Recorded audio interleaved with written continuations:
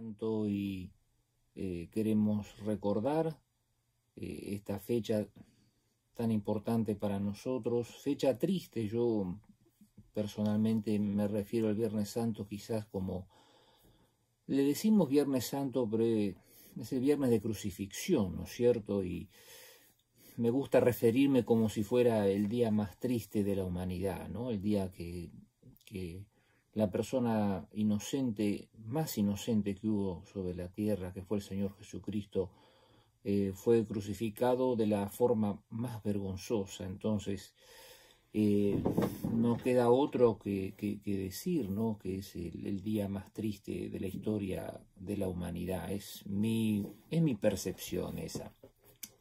Simplemente quiero empezar con una oración antes de continuar con nuestro recorrido por el Evangelio de Lucas.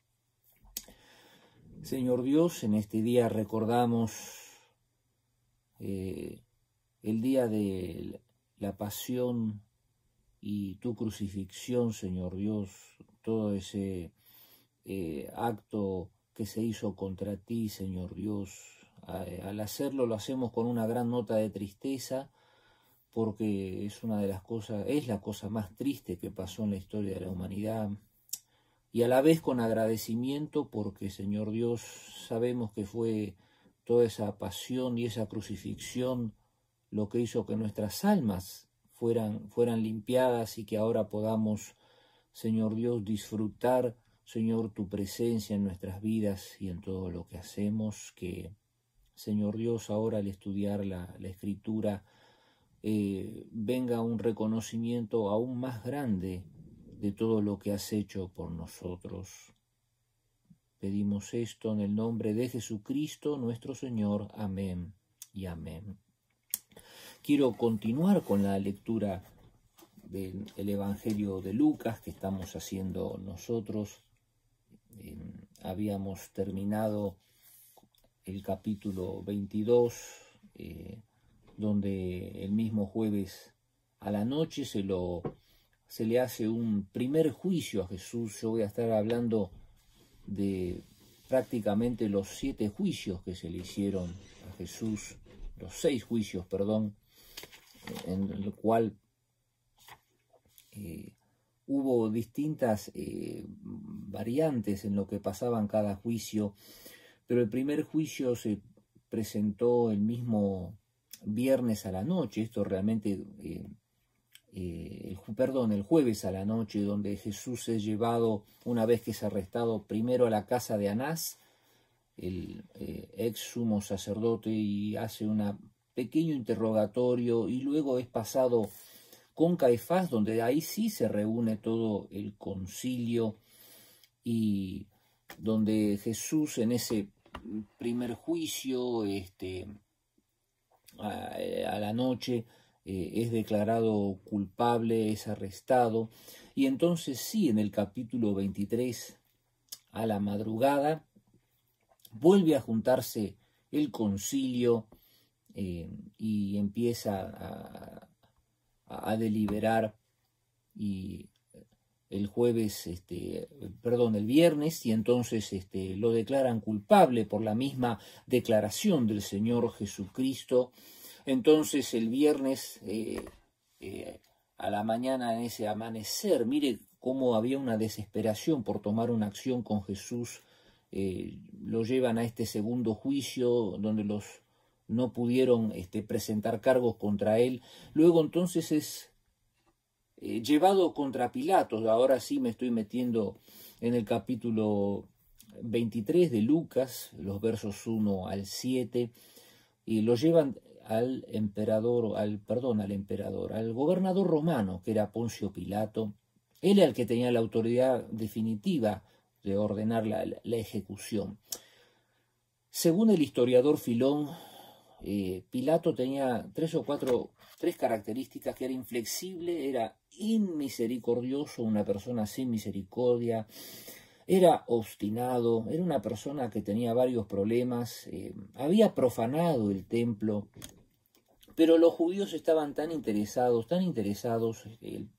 en llevar a Jesús, que no tuvieron ningún problema en importunarlo, en meterse con Pilato, y empezar a acusarlo. Sus acusaciones fueron que no pagaba impuestos y obviamente que era el rey.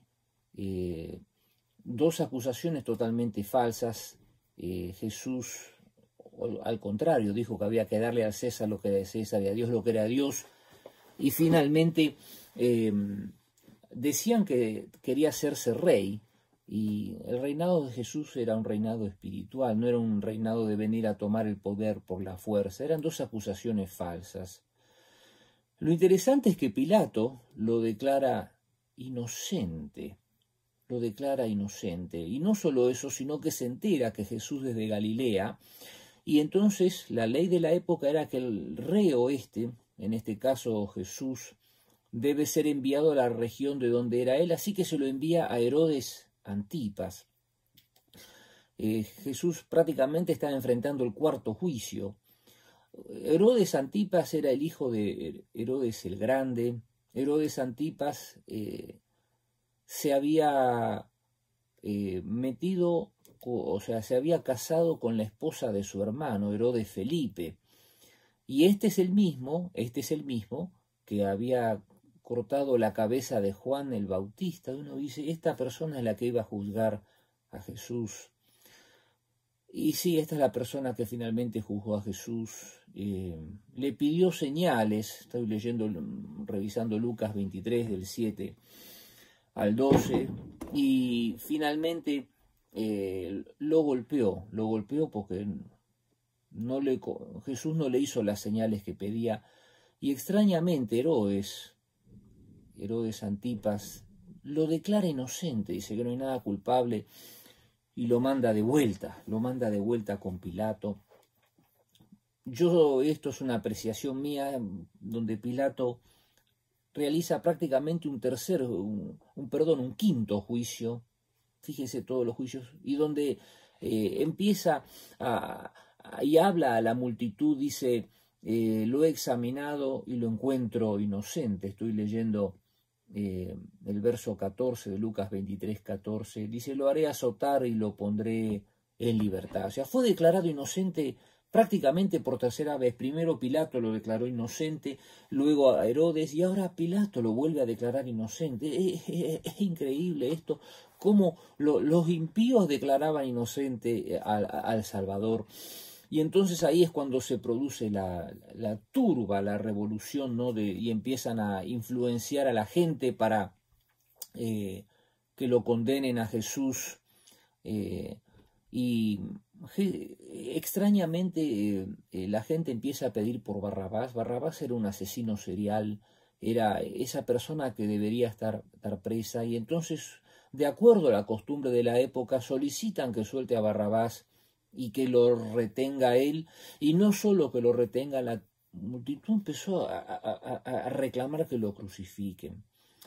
Obviamente Pilato, cansado y no queriéndose meter más en el asunto, declara la crucifixión, ¿no es cierto? Accede al pedido de crucifixión, y uno se queda pensando, ¿cómo puede ser que pasaron estas cosas? Bueno, primero el plan determinado de Dios, pero lo que quiero hablar específicamente es que había un fanatismo religioso. Y quiero decirte algo, el fanatismo, déjame decirte esto, el fanatismo, y en este caso el fanatismo religioso, venda, clausura, cierra el sentido común de nuestras vidas. Y entonces, cuando uno pierde el sentido común, pierde el sentido de las cosas de la vida, empieza a cometer estas locuras. Y esta gente estaba determinada a cometer esta locura, que era crucificar al Señor Jesucristo. Nosotros no somos fanáticos, somos convencidos de lo que creemos, y creemos en un príncipe de paz. Por eso nunca ejercemos la violencia. La violencia es el camino del diablo. Nosotros, no, como hijos de paz, el príncipe de paz vino a traer la paz, y nosotros somos los hijos de paz. Pero hay que tener cuidado con el fanatismo. Nosotros no somos fanáticos, somos convencidos. Sí, definitivamente estamos convencidos de lo que creemos, y por eso recordamos esta fecha con tristeza. Si somos fanáticos, la recordaríamos con odio y estaríamos buscando venganza. Por eso nosotros no somos fanáticos. No me gusta decir que los cristianos son fanáticos, me gusta decir que somos convencidos, convencidos de la realidad de Dios, convencidos de la realidad de ese Dios de paz. Por eso lo recordamos con un sentido de dolor. Y esto desató todo el proceso de crucifixión de Jesús. El proceso de crucifixión empieza con Jesús cargando la cruz en los versos 26 al 43, donde comienza toda esa procesión hacia el lugar de crucifixión. Y aquí quiero detenerme un poquito, porque esta historia es muy linda. En un momento dice la palabra que sucedió que había un hombre llamado Simón, que era de Cirene, venía al campo y los soldados lo agarraron y lo pusieron la cruz sobre él y lo obligaron a cargarla detrás de Jesús, ¿no? Este hombre estaría mirando qué es lo que estaba pasando y de pronto, como Jesús se había caído, lo obligan a él a tomar la cruz. Es interesante que en Marcos 15, 21, estoy leyendo Marcos 15, 21, Marcos dice que tenía dos hijos este Simón, Alejandro y Rufo.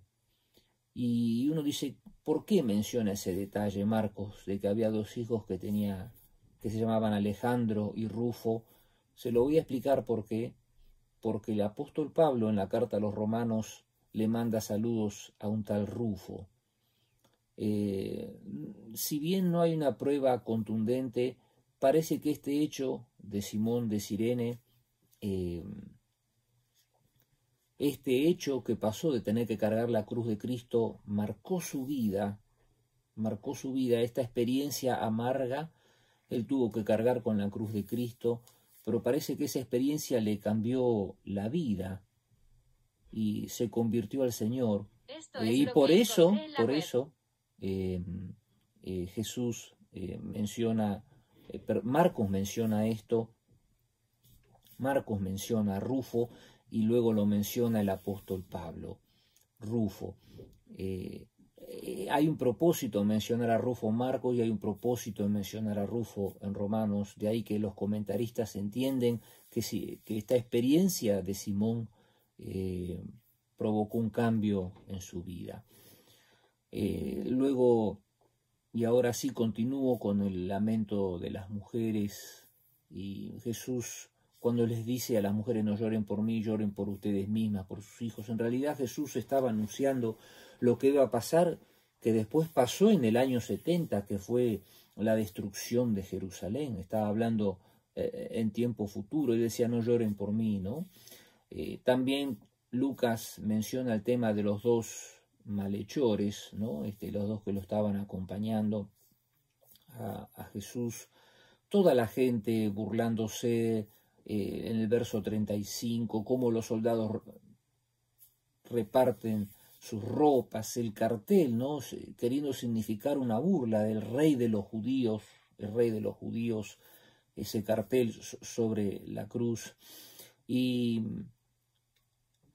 en los versículos 44, 45 y 46 empieza a relatar una serie de cosas que a eso de las 3 de la tarde y a las 6 dice que el cielo se oscureció y empezaron a pasar varias cosas. Dos cosas muy interesantes que quiero destacar. La primera es que el cielo se oscureció, dice que el velo del templo se rompió, el velo que separaba el lugar santísimo del lugar santo. Todos sabemos que esa rasgadura fue un hecho espiritual y eso indicaba que ahora el sacerdote no era la única persona que nos daba el acceso a Dios, ahora es Cristo el que nos presenta a Dios. Y es interesante, y en el verso 47 lo menciona, 23-47, que el mismo centurión, cuando vio la forma en que se entregó Jesús, la forma que veía todo ese espectáculo, ¿no? La gente llorando, pero especialmente verlo a Jesús, ¿no? Entregado a su causa, dice, verdaderamente este hombre es hijo de Dios. Quiero hacer un pequeño paréntesis. y referirme a las siete palabras que Jesús dijo cuando estaba colgado en la cruz. La primera de ellas es: Padre, perdónalos, dice, porque no saben lo que hacen, ¿no? Qué entendimiento de Jesús de la situación, que él entendía que la gente estaba tan cegada, pero tan cegada espiritualmente, que el mismo Jesús intercedió por perdón para el pueblo que lo estaba crucificando. Las otras palabras que Jesús dice en la cruz se las menciona a los malhechores. Cuando uno de los malhechores le dice, lo acusa a Jesús, ¿no? En el verso 42 y 43 le dice: si tú eres el Cristo, bájate. Y el otro le contesta, dice: nosotros estamos siendo crucificados por una causa justa, pero este hombre, dice, no tiene nada que ver. Y es sorprendente que el mismo hombre le dice que se acuerde de él cuando esté en el reino, ¿no? Qué hermosa la respuesta de Jesús cuando le dice: te prometo que hoy estarás conmigo en el paraíso. Le estaba diciendo que ese mismo día iba a ir con el Señor. La tercera frase, ¿no? Y está acomodada de acuerdo a la cronología, y esa aparece en el Evangelio de Juan. Estaba Juan, el único de los discípulos que llegó hasta la cruz, y estaba con la mamá de Jesús. Y Jesús le dice a su mamá: mira ahí a tu hijo, le dice por Juan, y a Juan le dice: mira ahí tu madre. Y dice la Escritura en el Evangelio de Juan que a partir de ahí es como que hubo una relación más familiar entre la madre de Jesús y Juan, ¿no es cierto? Por supuesto que esto no tiene ninguna incidencia en que nosotros, no hay ninguna otra cosa, ningún otro significado en esto, simplemente en crear un lazo más afectivo entre Juan y la madre de Jesús como madre e hijo, y nada más, no tiene ninguna significancia religiosa. Entonces, simplemente María siguió siendo María y Juan siguió siendo Juan, el que más tarde llegó, obviamente, que era el apóstol. Luego vienen las frases de Jesús cuando ya estaba en el momento previo a morir, donde empieza a clamar y dice: Dios mío, ¿por qué me has abandonado? Jesús, en el máximo momento de dolor y de tensión, clama esa frase, ¿no es cierto?, que está en el Evangelio de Juan 19, en Marcos 15, 34, empieza a clamar, ¿no? A veces tenemos derecho a clamar a Dios y expresar nuestras penas con todo ese sentido de respeto, ¿no? Jesús se sintió humanamente solo, y no clamó a Dios, salió eso de su corazón, el dolor. Luego Jesús menciona que tiene sed, y ahí fue cuando le alcanzaron una esponja con vinagre, lo cual obviamente no le cayó bien. Y Juan mismo continúa diciendo, cuando Jesús dice esa famosa frase: consumado es decir, había una obra que debía ser hecha en la cruz, y él entiende que ya ha sido hecha, que ha sido terminado todo ese proceso, y entonces dice: consumado es. Y inmediatamente después dice la séptima frase: Padre, en tus manos encomiendo mi espíritu. Y es a partir de ahí cuando comienza todo ese proceso, ¿no es cierto?, del oscurecimiento, de que se rompe el velo, lo que mencionaba antes, ¿no? Luego la gente, cuando vieron todo ese espectáculo, ya se dieron cuenta que Jesús estaba muriendo. Había gente mirando, gente que se golpeaba el pecho, y finalmente Jesús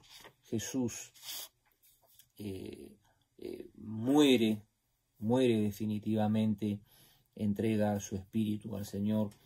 Y luego, si bien no lo menciona específicamente Lucas, sí se habla de que José de Arimatea había pedido el cuerpo, o sea, cuando se dio cuenta que ya había muerto, fue a pedir el cuerpo a Poncio Pilato. Yo quiero que ustedes noten esto.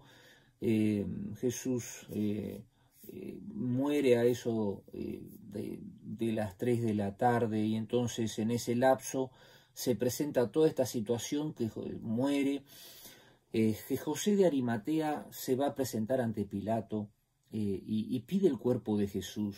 Este es un hecho interesante, porque por ley los que morían crucificados, escúcheme bien, por ley los que estaban crucificados no tenían derecho a ser llevados a la tumba, tenían que permanecer ahí como un espectáculo de humillación total.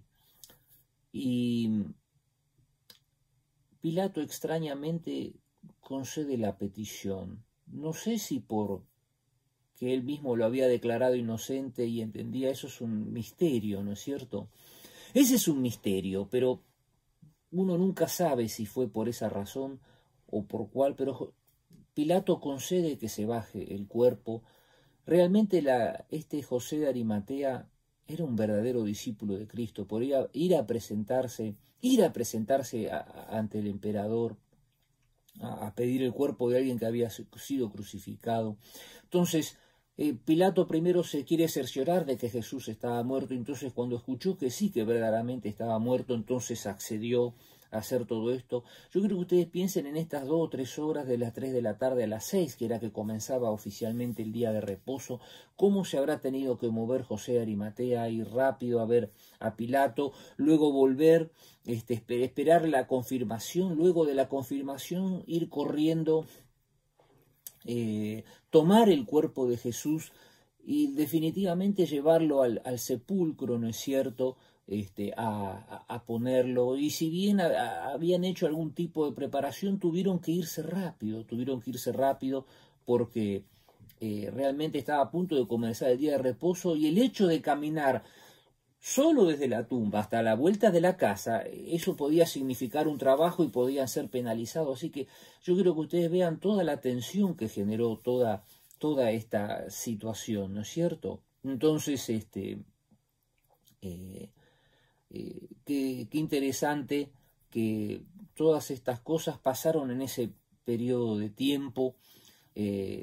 ¿Por qué recordamos todo esto? ¿Por qué? Porque, hermanos, permanentemente debemos estar recordando qué fue lo que hizo Cristo por nosotros. Es un recuerdo, nosotros no lo estamos resacrificando, ¿no? No lo estábamos resacrificando, lo estamos recordando. Nunca tenemos que perder de vista el hecho de Cristo. Es más, Pablo siempre, uno lee el libro de los Hechos, él siempre recuerda el momento en que él cae del caballo y explica cómo el mismo Cristo, ¿no?, lo interpela, y él recuerda ese hecho de Cristo. Nosotros tenemos que siempre recordar el hecho de Cristo, y más en este día tenemos que hablarlo, tenemos que especificarlo, tenemos que contarlo. Por eso no trabajamos, por eso este día lo guardamos con recogimiento, con esa actitud de recordar lo que hizo Cristo por nosotros, lo que hizo por ti, lo que hizo por mí, para que tengamos vida en abundancia, una vida con propósito. Entonces, este día, nosotros al recordar todo este pasaje de Lucas, no podemos más que darle gracias al Señor.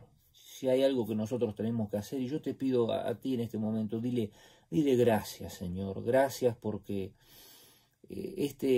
toda esta humillación que tú pasaste, toda esta humillación, todo este castigo corporal, Señor Dios, era el que yo no tenía que haber recibido por mis pecados, por mis rebeldías, pero tú tomaste ese lugar, Señor Dios, tú lo hiciste por mí, Señor Dios, y yo creo que tú lo hiciste por mí, Señor Dios. Yo por eso, Señor Dios, te doy gracias, recuerdo, Señor Dios, cuando leo todo esto, Señor Dios, me pongo a pensar en todo ese sufrimiento, en todo eso, y lo único que viene a mi mente es decirte gracias, Señor Dios. Y con esto, Señor Dios, terminar esta reflexión, terminar todo descripción de lo que fue ese último día, el día más triste de la humanidad y el día que también permitió que nosotros tengamos nueva vida, Señor Dios. Gracias por esa nueva vida para nosotros. Señor Dios, que esto sea, Señor Dios, una motivación para contarles a otros el gran amor, porque todo esto lo hiciste por amor a nosotros, Señor, por amor a mí, que todo esto, Señor, encienda, Señor Dios, el fuego de Dios en mi vida y me ayude a compartir esta buena noticia, que tú has muerto por mí y que ahora tengo vida, vida nueva, vida abundante, vida feliz y vida con propósito. Señor Dios, termino con esta acción de gracias. En tu nombre, Señor Jesucristo. Amén y amén. Amén. Dios les bendiga. Nos vemos el domingo. Bendiciones. Hasta luego.